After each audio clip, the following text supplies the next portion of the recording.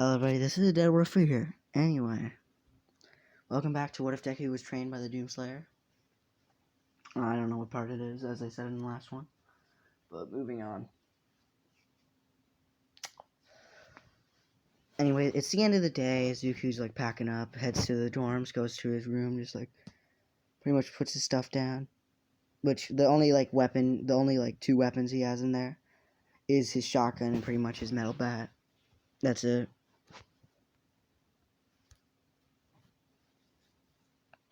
And yeah, Zuku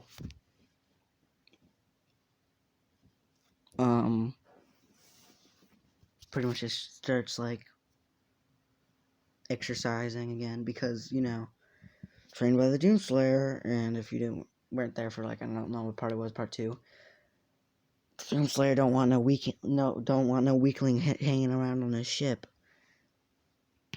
Ow, what the fuck? Anyway, sorry, I hurt myself. Where was I? What the fuck is like wrong? What the fuck's wrong with my body? I don't know what's wrong with it. Like, I think I have, like, I'm bony. That's it. I'm like bony. If you don't know what bony means, it's just like you don't have much meat on your bones, you know? So you're not really, like, you can, like, feel the bone. Ah, shit. But yeah, anyway.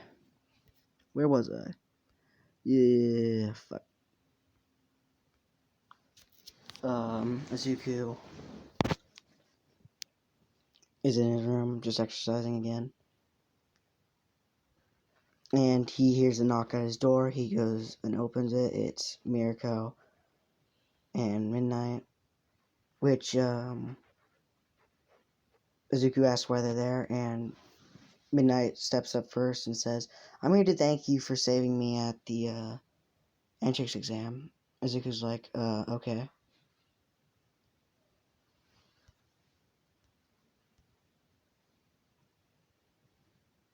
And he says, "Okay, why didn't you, ask me earlier? Sorry for the pause, I'm fucking stupid." He's like, well, I didn't want to bother you with your training." Azuku says, "Well, you technically just did, but, I don't care. I already, like, trained for, like, an hour. So it doesn't matter." And then Mirko says, like,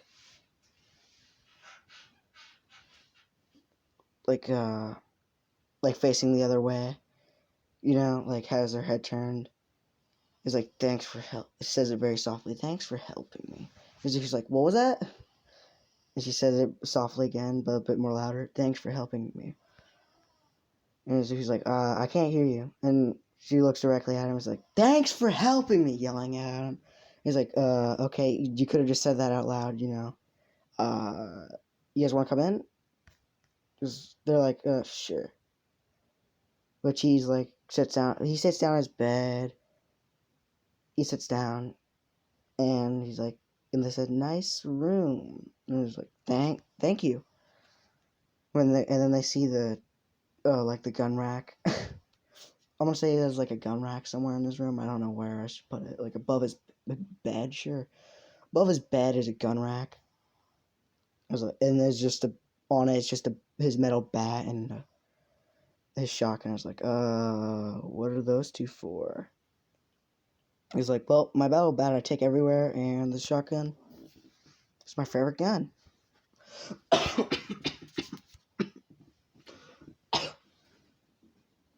And they're like, okay. And they ask, "Anyway, what's your quirk? We never really saw it." And Azuki's like, "Oh, I'm quirkless." They're like, "What?" And he's like, "I'm quirkless." And they're like, No, you're not quirkless. No, there's no way you threw that ball a kilometer and you're quirkless." And he's like, "Well, I did." So, yeah. Ow. Anyway.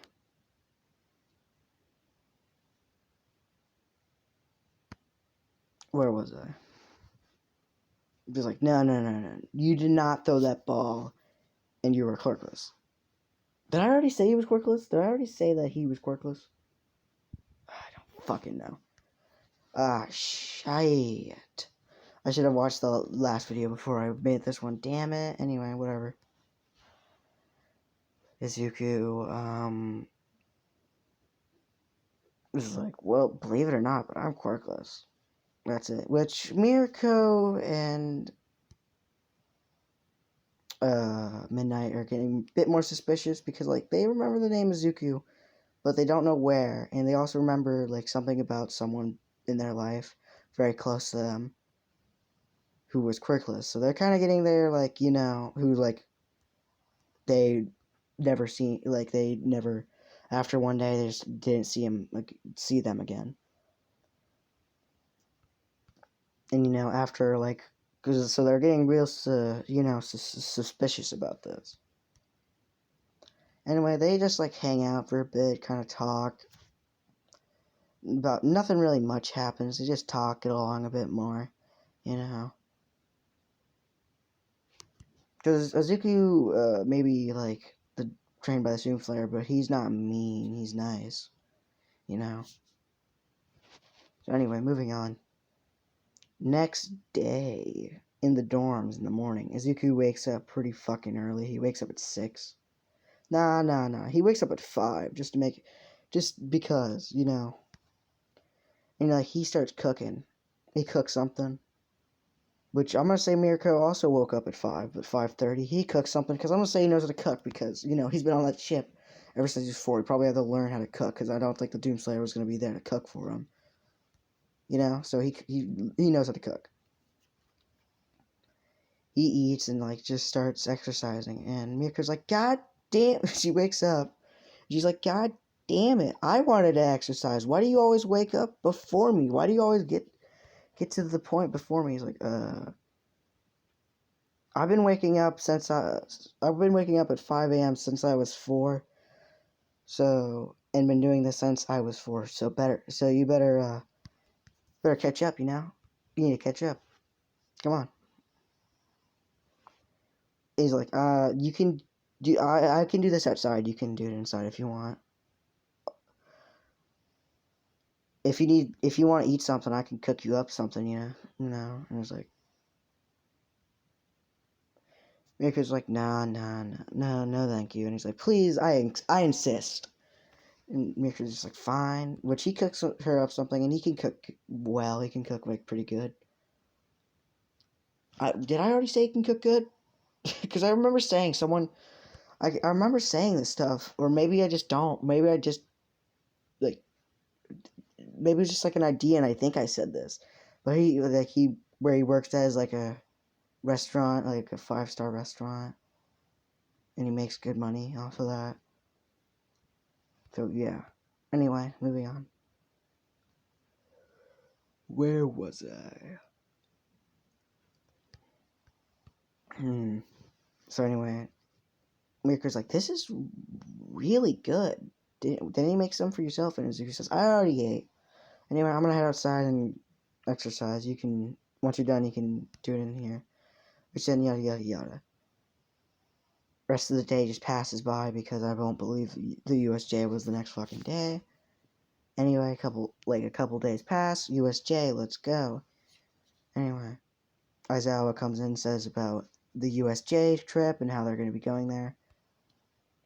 Actually, damn, this was a lot more shorter than I thought. I thought it would be, like, since I was explaining, it would be a lot more, you know,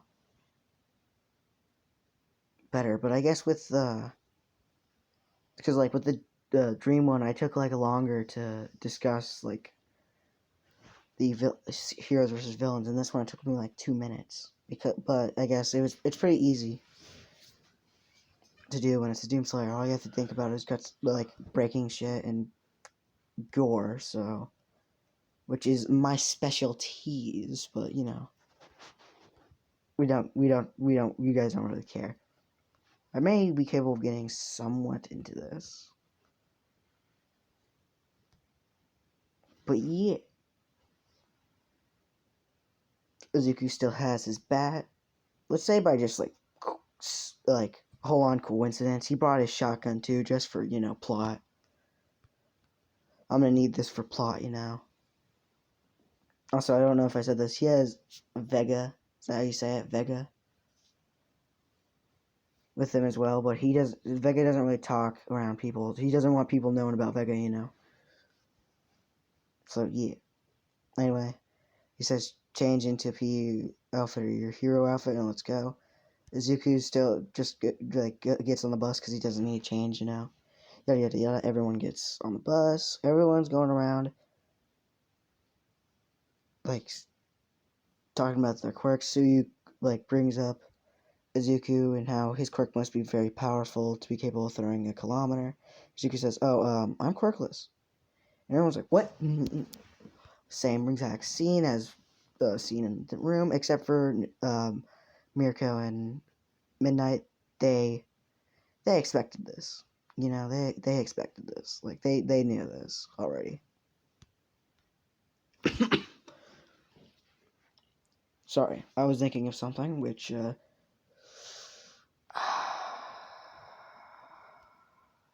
it was something to do with the Legion one, and yeah, yeah, I need to think about the Legion one. I don't really have anything ready for that right now.